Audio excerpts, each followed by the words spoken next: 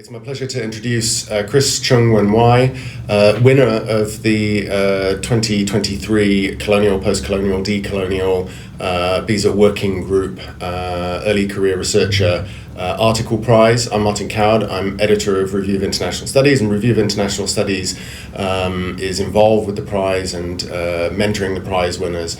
And so it's my pleasure today to talk to Chris about his article, Racial Gender Capitalism in Malaysia, Contested Script, Muted Repertoires. You'll be able to find information about Chris underneath this video, and I'm looking forward to finding out more about the article. So, Chris, welcome. Congratulations on the prize. Thanks, Martin. And can you tell me a little bit about how you came to be involved in this research? Like, how did the topic how did you come to the topic? Yeah, so I think this particular research topic, which revolves around the question of race, is something that is very ubiquitous in the everyday life of Malaysians, including myself. But in terms of how I was particularly drawn to this as a research topic, I think stems very much from some recent events that happened in Malaysia, where in 2018, the coalition government that was in power since the country's independence actually lost in the general elections. And this coalition government is very much structured around race in terms of its political orientation and its political ideology. And the new coalition that came into power appears to be more multiracial, more multicultural, and promised a whole range of reforms. But in just less than 2 years, this new coalition government actually fell apart, and there was a kind of reversion to race and religion as the kind of dominant mode of organizing politics and society. So I think there was a lot of frustrations and disappointment on my part. And I guess also like there's a desire to want to know more and to ask the question of why is race something that is so sticky? Why is it so hard to move beyond and to transcend race? So I guess the kind of questioning really started from there, I would say. And then I started to read a bit more on the two sets of literature, I must say, like something on race and colonialism, where I realized that it is not just a simple question of identity politics versus class politics, but it has got to do with this sense of a community who felt that their way of knowing and way of being have been displaced by colonization. So I think that's something I wanted to engage more with. And then I read a bit more also on the question of gender and social reproduction, because I felt that a lot of the explanations centered around the role of elites and the kind of spaces where they contest in explaining what is happening. And I felt like something must be missing as well, because the non-elites are often portrayed as people without agency, people who have been manipulated, people who do not know what is best for themselves. And I felt like there's a bit of bias in that kind of discourse. So that's when I also come to appreciate some of the feminist methods and approaches, which helped me deal with some of these silences in the literature. But I felt that these two sets of literature oftentimes are also not meeting, and I felt the need to kind of like bring them together in trying to understand this particular thing that is also close to my heart. Yeah, no, and I mean, it's fascinating the way you draw together sort of the question of the sort of the post or the post-colonial with racial capitalism, with gender and social reproduction. Can you tell us a little bit about sort of what the sort of main argument is that the article advances?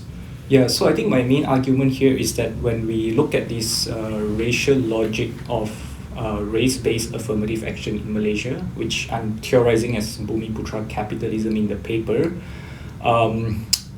this racial logic cannot be seen as a kind of mindless inheritance of the racial categories and the racial structures of British colonialism alone.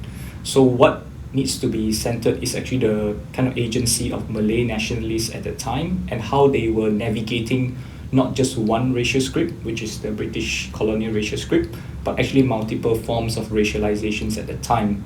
And here I brought in the role of Japanese imperialism into the picture to show the kind of multiple racializations which were, at play, and how the Malay nationalists were navigating this kind of dynamics to produce a very distinct forms of racial rationality or justification to support capital accumulation.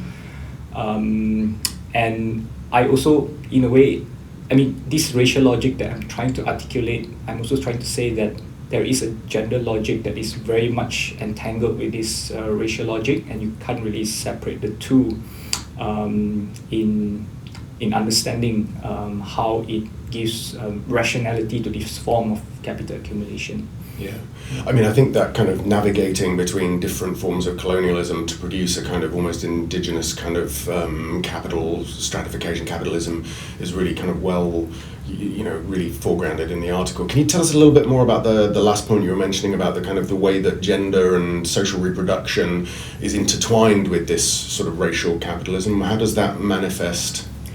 Yeah, so I go back to the kind of British colonial policy of preserving the household structure of the Malay peasantry, and I think in the literature it's often seen as a kind of British racial policy, but I think in the paper what I'm trying to show is that it is also actually a gender policy.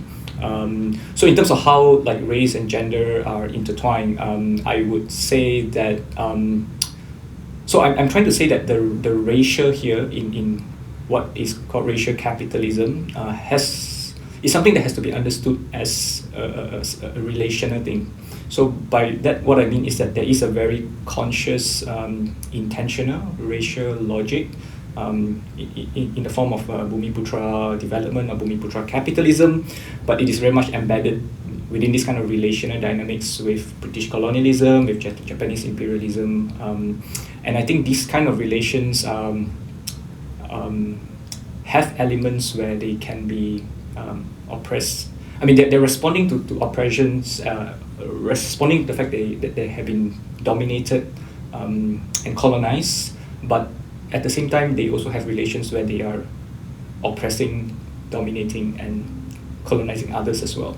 So it stands on these kind of contradictions where I felt that we have to, in order to unpack these contradictions, we have to turn to the gendered life world of the non-elites to unpack these contradictions better, and that's where I turn back to the question of the household structure and so on, to unpack a bit more how non-elites, for example, tell their stories, how they organize their households, how they organize their productive and social reproductive activities, and to see this kind of everyday life, to what extent they resist or reinforce the racial gender logics of Bumiputera capitalism.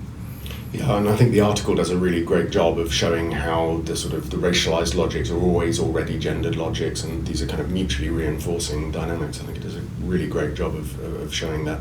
So tell me, what do you, obviously you're a PhD student, University of Warwick, you're still working on the PhD, so I appreciate that's the next goal, but after this kind of article on Malay capitalism, what's the next project for you?